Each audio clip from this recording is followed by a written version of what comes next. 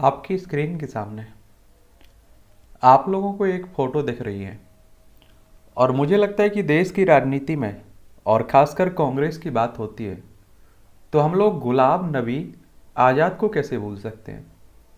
और अभी आप लोग देख रहे होंगे, ऐसा लग रहा है कि कांग्रेस से कुछ खपाए दिखाई दे रहे हैं। और G23 जो ग्रुप आप देख रहे हैं ना, 23 लोगों का, कांग्रेस से अलग हटके जो आप देख रहे हैं तरह तरह की मीटिंगें कर रहा है, उसमें आप देखें गुलाम नबी आज़ाद भी शामिल है। और कई बार आप देखते हैं प्रधानमंत्री साहब इनकी तारीफ करते रहते हैं। प्रधानमंत्री मोदी साहब की बात कर रहा हूँ। और ये प्रधानमंत्री मोदी साहब की बात करते रहते रहे, तारीफ करते रहते हैं, तो कई बार कांग्रेस के नेता इन पर बयानबाजी भी करते रहते हैं कि ये तो बीजेपी में जाने वाले हैं, बीजेपी से मिल रहे हैं। लेकिन आपको बता दूं कि कांग्रेस के बहुत पुराने नेताओं में इनका नाम होता है, इनका नाम आता है, और ये बहुत पुराने नेता हैं कांग्रेस के।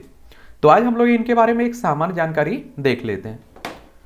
आपके सामने स्क्रीन पर इनका नाम दिख ही रहा है आपको, ये है गुलाम नबी आज़ाद। अगर हम लोग इनके नाम की बात करें तो गुलाम नबी आज़ाद इनका पूरा नाम है। 7 मार्च 1949 को इनका जन्म हुआ था। आप सभी जानते हैं कि 1947 में हमें आज़ादी मिली थी, तो आज़ादी के 2 साल बाद इनका जन्म होता है। इनका जन्म है सोती गांव, जिला डोडा, जम्मू और कश्मीर में। एक बार आप लोग जम्मू कश्मीर को भी देख लीजिए। देखिए, आपको देखने को मिल रहा होगा जम्मू कश्मीर यहाँ है। पहले आप देखते थे कि लद्दाख भी इसी का हिस्सा हुआ करता था, लेकिन अब आपको लद्दाख को अलग कर दिया गया जम्मू कश्मीर से। और जम्मू कश्मीर भी याद रखिए आपकी एक तरह से केंद्र शासित प्रदेश ही है। बस दिल्ली की तरह आप देखेंगे जम्मू कश्मीर में भी आपकी विधानसभा होगी। क्या होगी? विधानसभा होगी। इनके पिता की बात करें तो रहमतुल्लाह भट्ट इनके पिता का नाम, वासा बेगम इनकी माता का नाम, और पत्नी की बात करें तो समीम देव आजाद इनकी पत्नी का नाम। इनके बच्चों में बात करें तो पुत्र का नाम है सदाम नबी और बेटी का नाम है सोफिया नबी आजाद इनकी बेटी का नाम है। शिक्षा की अगर हम लोग बात करें तो कश्मीर विश्वविद्यालय से जूलॉजी में मास्टर ऑफ साइंस की पढ़ाई किए हुए हैं। और राजनीतिक पार्टी की बात करें तो भारतीय राष्ट्रीय कांग्रेस है। और आपको बता दूं, कांग्रेस का इतिहास बहुत पुराना है। जब हम लोग अंग्रेजों के गुलाम हुआ करते थे, हमारे ऊपर अंग्रेजों का शासन हुआ करता था, 1885 में कांग्रेस की स्थापना हुई थी। सम्मान अभी हाल ही में आपने देखा होगा कि इन्हें पद्म भूषण सम्मान भी दिया गया, सम्मानित भी किए जा रहे हैं। राजनीतिक सफर की बात करें तो गुलाम नबी आजाद ने पहली बार 1973 में सक्रिय राजनीति में कदम रखा था। और गुलाम नबी आजाद साल 1973 से साल 1975 तक विलेसा की कांग्रेस कमेटी के ब्लॉक सचिव रहे हैं। साल 1975 में आप देखेंगे गुलाम नबी आजाद जम्मू एवं कश्मीर की युवा कांग्रेस के अध्यक्ष बने थे। और इसके बाद आप देखेंगे साल 1977 में वह डोडा जिले के कांग्रेस अध्यक्ष बनते हैं।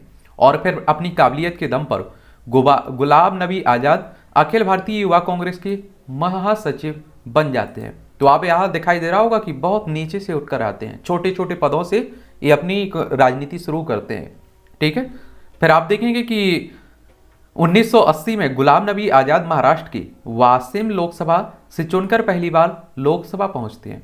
साल 1982 में इंदिरा गांधी की सरकार में गुलाम नबी आजाद को विधि, न्याय और कंपनी मामलों का उप मंत्री बनाया गया।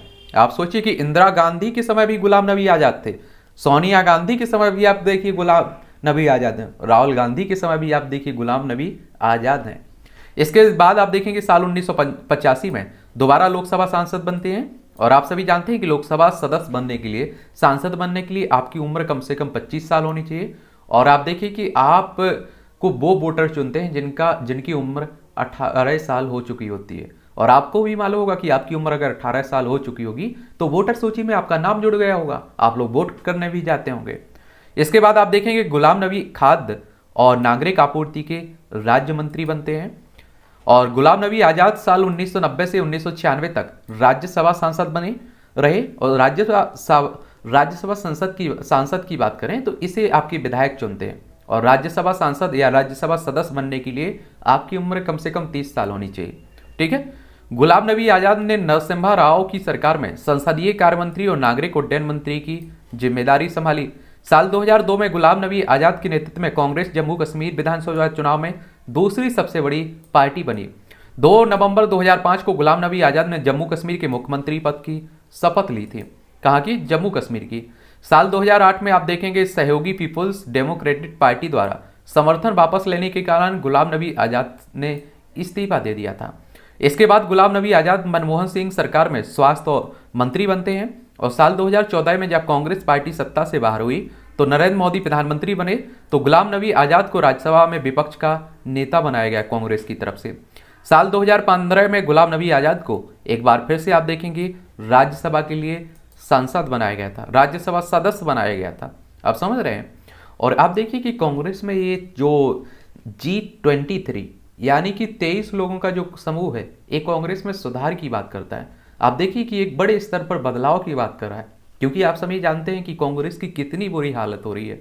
अधिकतर चुनाव में आप देख रहे हैं कि वो पार्टी या तो हार रही है चुनाव, और अगर किसी भी कारण से आप देखते हैं कि चुनाव जीत भी जाती है तो उसके नेता जो होते हैं या तो बिक जाते हैं या आप देखते हैं कि पार्टी छोड़ देते हैं, और इसके कारण भी आप देखिए कि कई राज्यों में उनकी सरकार भी गिर गई। तो आप समझ रहे हैं कांग्रेस की बहुत बुरी हालत है। और हकीकत में आप देखिए कि विपक्ष जब तक कमज़ोर रहेगा तब तक देश, किसी भी देश में लोकतंत्र मजबूत हो ही नहीं सकता है। विपक्ष मजबूत जरूरी रहता है लोकतंत्र के लिए। और हमारे देश में आप देखिए विपक्ष का नेता ही नहीं है अभी वर्तमान में तो लोकसभा में, क्योंकि उनके पास 10% सीटें हैं ही नहीं किसी पार्टी के पास। तो खैर ये गुलाम नबी आज़ाद की कहानी है। और आपको किसी नेता के बारे में जानना है तो आप लोग अपना उसका नाम बता सकते हैं, उसके बारे में हम लोग बात कर लेंगे। ठीक है।